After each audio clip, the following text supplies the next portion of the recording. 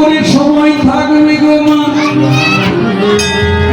আপনি একটি ছোট্ট সংসারের কর্তা হয়ে 5-10টি সদস্যের দেখাশোনা করতে আপনার কত মিশিয়ে ঘুম আসে না?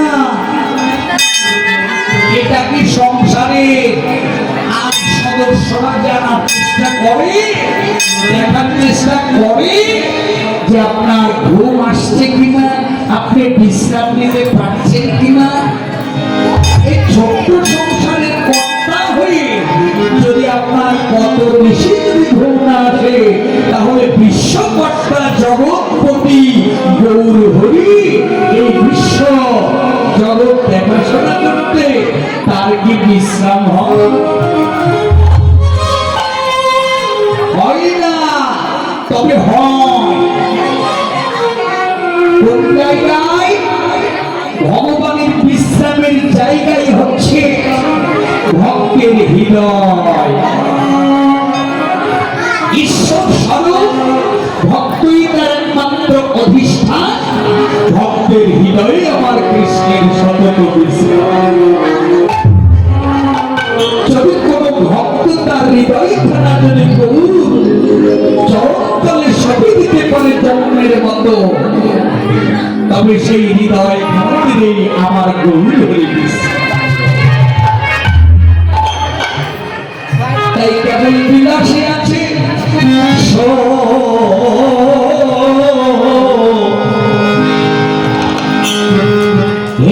দেখো শিলাবা কোন মানে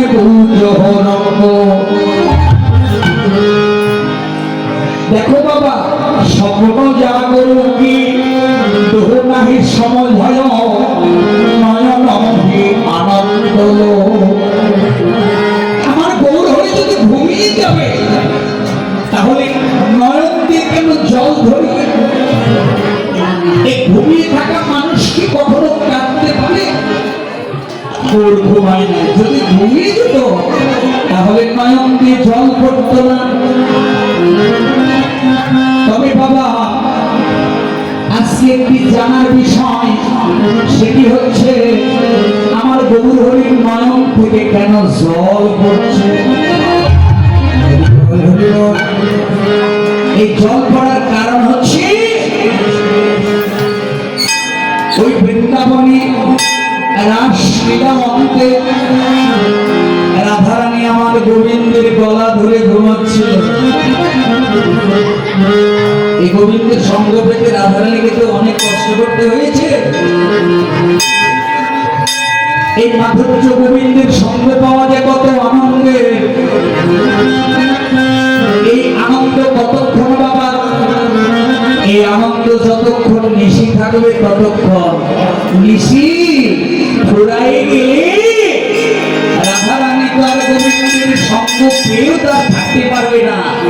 কেন? তারও তো নিজ ঠিকানা আছে। কোথায় থেকে এসেছে বাবা? ওই জটিলা মন্দির থেকে আবার সকালে তাকে ওই মন্দিরে ফিরিয়ে দিতে হবে। তো প্রাণ বল্লভ গোবিন্দের গলা ধরে আনন্দ পাচ্ছে, এক আনন্দ হচ্ছে, কিন্তু ওই গোবিন্দকে আবার সকালে ছেড়ে দিতে হবে।